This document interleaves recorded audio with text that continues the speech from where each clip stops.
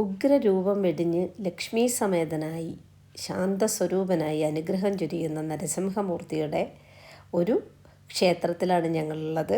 അപ്പോൾ ആ ക്ഷേത്രത്തിനെക്കുറിച്ചുള്ള എല്ലാ കാര്യങ്ങളും ഞങ്ങളിതിൽ പറയുന്നുണ്ട്. 2 പാർട്ടായിട്ടാണ് പറയുന്നത്.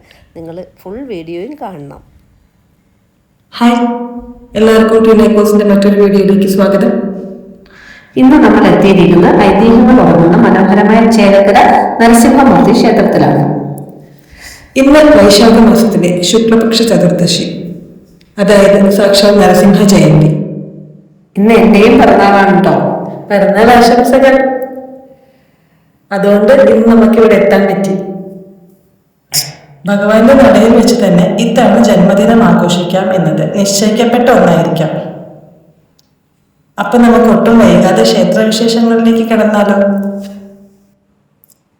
ഈ ക്ഷേത്രത്തെക്കുറിച്ച് പറയുമ്പോൾ ഏറ്റവും പ്രധാനം ഇവിടുത്തെ പ്രതിഷ്ഠയാണ്. ശാന്തസ്വരൂപനായ നരസിംഹമൂർത്തിയാണ് ഇവിടെ ഉള്ളതെന്ന് കേട്ടിട്ടുണ്ട്. സാധാരണ നരസിംഹമൂർത്തി എന്നാൽ അത്യുഗ്ര രൂപിയാണല്ലോ. അങ്ങനെയാണ് കേൾക്കുന്നതെങ്കിലും ഇവിടെ ഹിരണ്യകശുവിനെ വധിച്ച ശേഷം പ്രഹ്ലാദനെ അനുഗ്രഹിക്കുന്ന ഭാവത്തിലാണ് ഭഗവാൻ ഇരിക്കുന്നത്. അതുകൊണ്ട് തന്നെ ഭക്തർക്ക് വളരെ ആശ്വാസം നൽകുന്ന ഒന്നാണ് ഈ ദർശനം. ഇവിടെ പ്രാർത്ഥിച്ചാൽ ശത്രുദോഷം, ഭയം, അപ്രതീക്ഷിത പ്രശ്നങ്ങൾ എല്ലാം മാറുമെന്നാണ് വിശ്വാസം. നരസിംഹമൂർത്തിയുടെ ദർശനം ഭക്തന്റെ ജീവിതത്തിൽ ധൈര്യവും ആത്മവിശ്വാസവും നൽകുന്നു. ഇവിടെ നിൽക്കുമ്പോൾ നമുക്ക് സമയം പോലും പോകണമെന്ന് അറിയുന്നില്ല.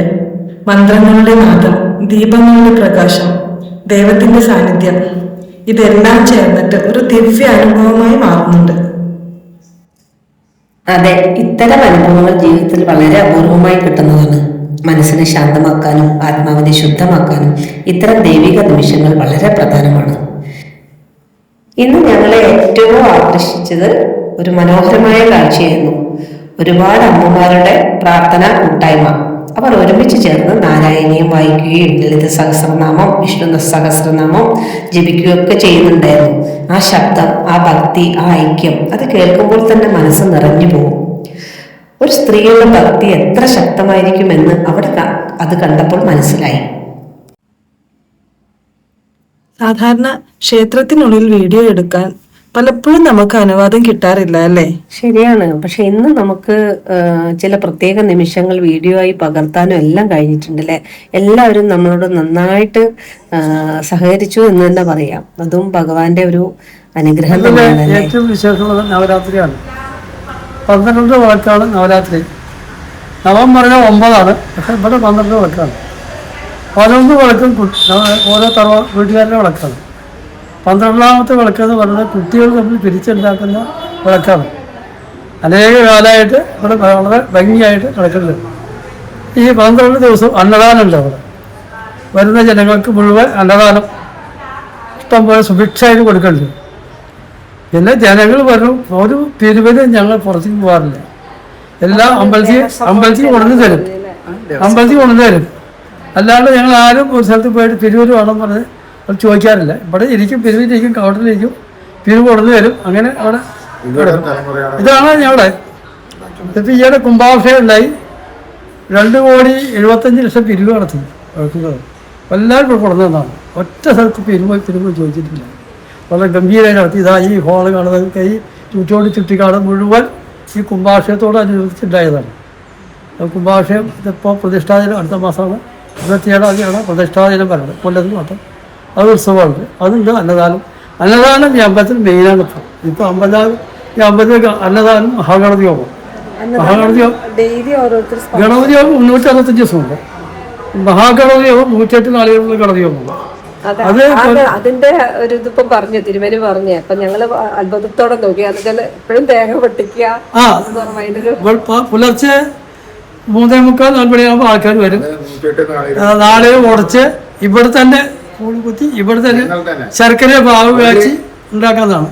പ്രത്യക്ഷ ബ്രഹ്മചാരി ഊണുണ്ട്.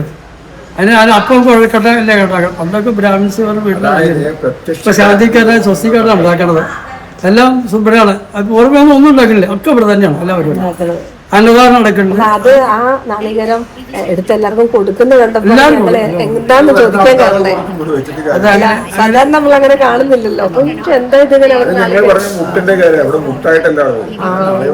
അതുപോലെ കൂടെ പണ്ട് 4 മുട്ടയും കൊടുക്കരുതെന്നോ, ഇപ്പൊ അതൊന്നും ഇല്ല. ഇപ്പൊ എറിഞ്ഞു കൊടുക്കുക. 3ാമത്തെ പ്രാവശ്യം വരുന്നത്. അപ്പൊ തിരുമേനിട്ട് ഇടയ്ക്ക് അവിടെ നിന്ന് ഇങ്ങനെ പാനകമൊക്കെ കഴിപ്പിക്കാനൊക്കെ വേണ്ടിട്ട് വിളിച്ചു പറയും. പക്ഷെ ഇന്ന് ഇവിടെ ഇങ്ങനെ എത്തിപ്പെട്ടത് സത്യത്തില് ഭഗവാന്റെ ഒരു വിളിയന്റെയാണ്. ഭക്ഷണം കഴിച്ചോ? അതായത് പറയാം, എന്റെ പിറന്നാളാണ്. അപ്പൊ അതുകൊണ്ടിരിക്കുന്നത് ഇനിയുണ്ട്. ഇപ്പൊ 4-ാം തീയതി ഭക്ഷണം, 5-ാം തീയതി ഭക്ഷണമുണ്ട്, 8-ാം തീയതി 8, 9, 12 അങ്ങനെയൊക്കെ ഓരോരുത്തർക്ക് പ്രശ്നമുണ്ട്. ഒരു തീവ്രം പുറത്തേക്ക് കിട്ടില്ല. ഒക്കെ ഇവിടെ ആൾക്കാർ ഞങ്ങൾ 55 ശാന്തി നടത്തിയിരുന്നു. ഞാനിവിടെ എൻ്റെ അച്ഛനൊക്കെ ആയിട്ട് ശാന്തി നടത്തുന്നു. എനിക്ക് ബാങ്കിന് ജോലി കിട്ടി, കാനറ ബാങ്ക് ജോലി കിട്ടി. റിട്ടയറായിട്ട് 16 വർഷം കഴിഞ്ഞു. ഇന്നെനിക്ക് 16 വർഷം കഴിഞ്ഞു.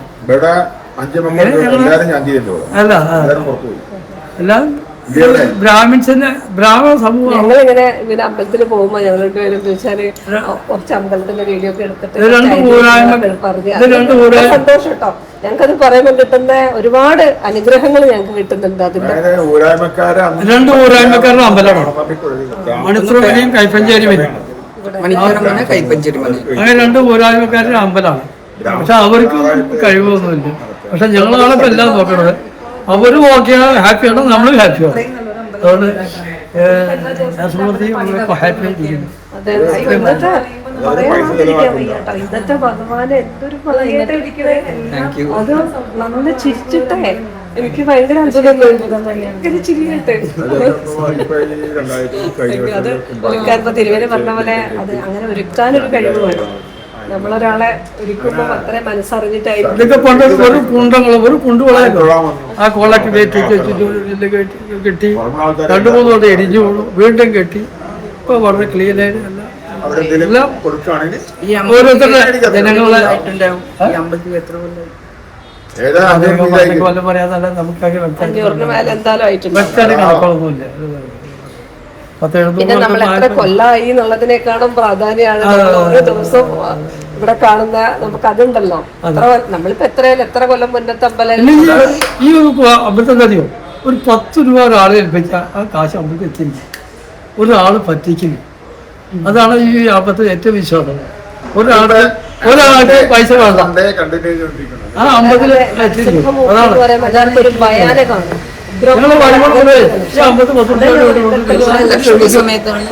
ലക്ഷ്മി സമേതനായിട്ട് പ്രഹ്ലാദൻ അനുഗ്രഹിക്കുന്ന ഒരു രൂപത്തിലായതുകൊണ്ടായിരിക്കും ഇത്ര സന്തോഷമാണെങ്കിലും വിഷ്ണു പൂജയാണ്.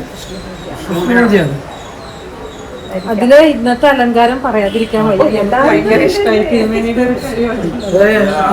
ദശാവതാരം 10 അവതാരം ആ സമയത്ത് ചാർത്തിയിട്ടുണ്ട്. നരസിംഹ അവതാരം ചാർത്തിയിട്ട് നരസിംഹ അവതാരം ചാർത്തിയ പ്രശ്നമായി. ചാർത്തിയിട്ട് ഗേറ്റിൽ കിടക്കാൻ പറ്റിയില്ല. നരസിംഹ അവതാരം തള്ള തള്ളിയിട്ട് വീണ്ടും വന്ന് പ്രഹ്ലാദന് ചെറിയ ചാർത്തിയിട്ടാണ് പോയി. ശാന്തായില്ല. കഥയില്ല. കഥയൊക്കെ അറിയില്ല. എന്താവായിരിക്കാം. എന്തായാലും എല്ലാം വെറുതെ എല്ലാം നമ്മൾ വിശ്വസിക്കുന്ന ഒരു ശക്തിയാണ്. അതാണ്. എന്തായാലും ഇങ്ങനെ ഒരു വീഡിയോ എടുക്കാനുള്ള ഒരു സഹകരണം. സാധാരണ അമ്പലത്തിൽ പോകുമ്പോൾ അവരുടെ പെർമിഷൻ കിട്ടുക എന്നൊക്കെ പറഞ്ഞതും അവരുടെ നിന്ന് കുറച്ച് വാക്കുകൾ കിട്ടുക എന്ന് പറയുമ്പോൾ വലിയ ബുദ്ധിമുട്ടാണ്. അമ്പലത്തിൽ പോകുന്നു, ഇതിവിടെ അവസാനിക്കുന്നില്ല. അടുത്ത പാട്ടിൽ തിരുമേനിയായിട്ടുള്ള സംസാരവും അവിടെയുള്ള ചേച്ചിമാരുടെ സംസാരവും എല്ലാം ഉണ്ട് കേട്ടോ. ക്ഷേത്രത്തിൽ നാരായണിയൊക്കെ വായിക്കുന്ന ചേച്ചിമാരുമായിട്ടുള്ള സംസാരവും എല്ലാം അടങ്ങിയിട്ടുള്ളതാണ് അടുത്ത വീഡിയോ. അപ്പോൾ ഒരു കാരണവശാലും മിസ് ചെയ്യരുത്. Thank you.